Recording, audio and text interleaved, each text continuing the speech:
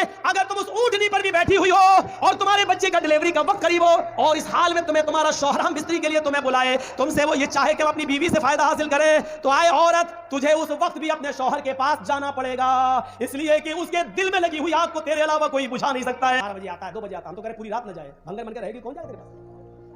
साफ लहजे में कह दूं कि परफ्यूम और खुशबू लगाकर मेकअप करके घर में तुम नहीं रहती हो, तो फिर तुम्हें यह शिकायत करने का कोई हक नहीं है कि मेरा शौहर 12 बजे घर में आता है, 1 बजे घर में आता है। तो नमस्कार दोस्तों, जय श्री राम। कैसे हैं आप सब। तो आइए जानते हैं महिलाओं के हुकूक पर बात करने वाले मौलवियों की आप खुद जुबानी सुनिए, किस तरह से ये महिलाओं को अधिकार देते हैं और महिलाओं के प्रति इनकी क्या सोच है। बाकी आप इस वीडियो में आराम से देख सकते हैं। तो चलिए वीडियो को शुरू करते हैं। कृपया वीडियो को अंत तक जरूर देखें।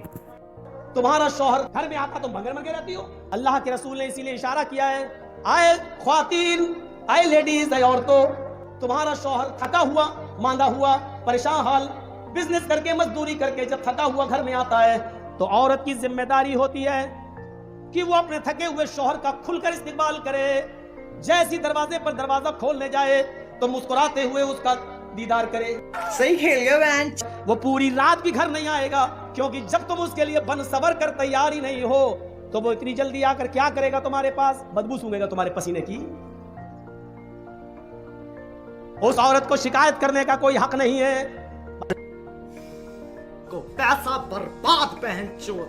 बहुत सी औरतें शिकायत करती हैं, मेरा शौहर 12 बजे रात में घर में आता है, पता नहीं कहां बैठा रहता है, 1 बजे घर में आता है। मेरी बहनों, एक बात तुम्हें बताता हूं, सुनो।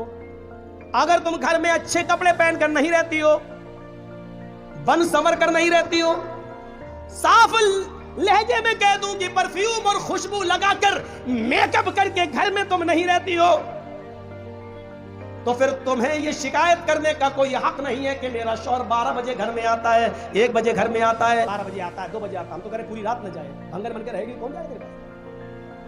देश संकट में है। औरत लिपस्टिक भी लगा सकती है। आती थी पहले लिपस्टिक, उसमें खिंजीर की चर्बी। अब सारी कंपनियों ने कह दिया है कि हम ये लिख के देने के लिए तैयार हैं कि हमारी लिपस्टिक में चर्बी खिंजीर की चर्बी, सुअर की चर्बी की आमेजिश नहीं है। कंपनियों ने इस बात का प्रमाण पेश किया है और गवाही दी है। अगर कंफर्म हो कि सुअर की चर्बी तब तो नहीं लगा सकती है, लेकिन नहीं है तो लगा सकती है। और शौहर के लिए बाहर नहीं, बाहर जा रही लिपस्टिक लगा के पता नहीं ऐसा लगता है जैसे किसका खून पी के आ रही है।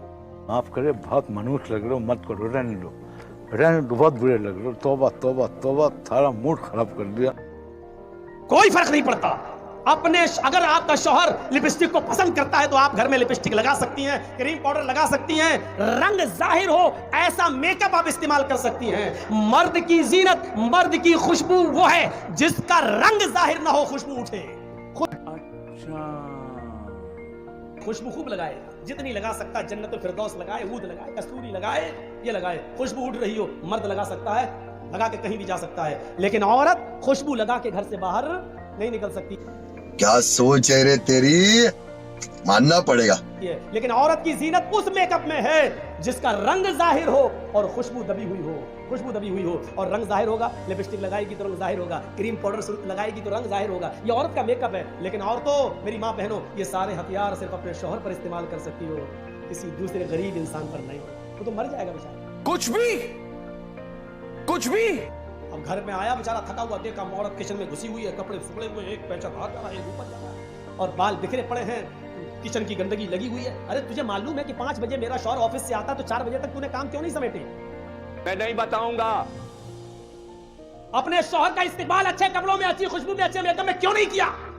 अब सोच रहा घर पे जाऊं तो अपनी बीवी से गले मिलूं, थका हुआ हूं, कुछ सुकून हासिल करूं। घर में क्या देखा, ये तो भंगर बनी बैठी, गुस्सा आया, तला तला तला। इससे तो अच्छा मेरी ऑफिस वाली थी, कम से कम बंठन के बैठी थी। फिर वो देर से आएगा तुम्हारे घर, क्यों आएगा? 10-9 बजे क्यों बैठेगा तुम्हारे पास? घर में आता तुम भंगर बन के रहती हो, तो फिर ऑफिस वाली ही को ना पसंद करेगा। मैं ये नहीं कह रहा हूं कि वो जायज है, वो गलत कर रहा है, लेकिन उससे ज्यादा गलत तुम कर रही हो, क्योंकि तुम उसकी बीवी होकर उसको अपने जिस्म से रोक रही हो और फायदा उठाने का मौका नहीं देती हो। रोज आते हैं इस उम्मीद पे आज जीतेंगे, कल जीतेंगे, परसों जीतेंगे, रोज हारते हैं। इसलिए फरमाया कि अगर औरत को बच्चा भी हो रहा हो और वो ऊंटनी के ऊपर बैठी हो, जचकी के वक्त, बच्चे की पैदाइश के वक्त औरत को एक ऊंटनी पे बिठाया जाता था अरब के अंदर, ताकि आसानी से डिलीवरी हो जाए, आसानी से बच्चा पैदा हो जाए। फरमाया अल्लाह के नबी ने, अगर तुम उस ऊंटनी पर भी बैठी हुई हो और तुम्हारे बच्चे का डिलीवरी का वक्त करीब हो और इस हाल में तुम्हें तुम्हारा शौहर हम बिस्तरी के लिए तुम्हें बुलाए, तुमसे वो ये चाहे कि हम अपनी बीवी से फायदा हासिल करें, तो आए औरत, तुझे उस वक्त भी अपने शौहर के पास जाना पड़ेगा, इसलिए कि उसके दिल में लगी हुई आग को तेरे अलावा कोई बुझा नहीं सकता है। वेल डन, तालियां होनी चाहिए यार हमारे लिए। आज हमने ये वाकई साबित कर दिया कि हम सच्चे मुसलमान कहलाने के लायक हैं। अगर उसके दिल की आग को तूने नहीं बुझाया तो तेरा शौहर गलत काम में पड़ सकता है, इधर उधर जा सकता है, उसके खिरमत में आग लग सकती है, वो गलत रास्ते पर जा सकता है। फरमाया कि औरत को इस हाल में भी अपने शौहर के पास आना पड़ेगा और इस पोजीशन में भी वो अपने शौहर को अपने जिस्म से नहीं रोक सकती हो।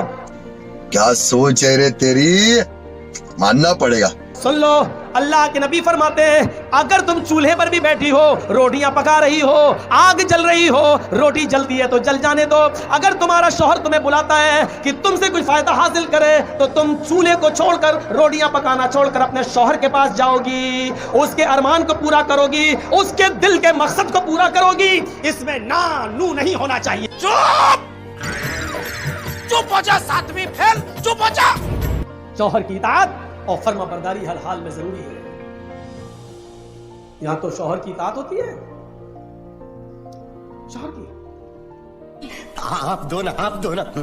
अरे कुछ नहीं पीर साहब, रात में मैंने ख्वाब में देखा था कि 70 हूरों के बगल में आप बैठे, वो इधर से बोसा ले रही है, वो इधर से पकड़ रही है और आप मस्त हैं, दूध की और शहद की नहरों में गोते लगा रहे हैं, जन्नत की नेमतों से मुस्तफीद हो रहे हैं। मैंने सोचा कि आपको खुशखबरी सुना दूं, यहां देख रहा हूं कि आप झाड़ू से पिट रहे हैं, इतना बुरा हाल आपका। तो पीर साहब हार मानने वाले कब हैं? पीर साहब ने कहा, मेरे मुरीद, तुमने ख्वाब तो बिल्कुल सही देखा। बहन जो सारे मिलके हमको पागल बना रहे हैं, मादर चौथ के बच्चे। बोलो भाई, ज्यादा हूं तो जन्नत में 70 हूरें दी जाएंगी, फखर करेगा, जहन्नमियों को कहेगा, ठीक है ना, तुम बुराई से बचती नहीं थी और बुराइयां करती थी, तो तुम्हें तो कुछ भी नहीं मिला और हमें 15 शौहर मिले हैं यहाँ पे।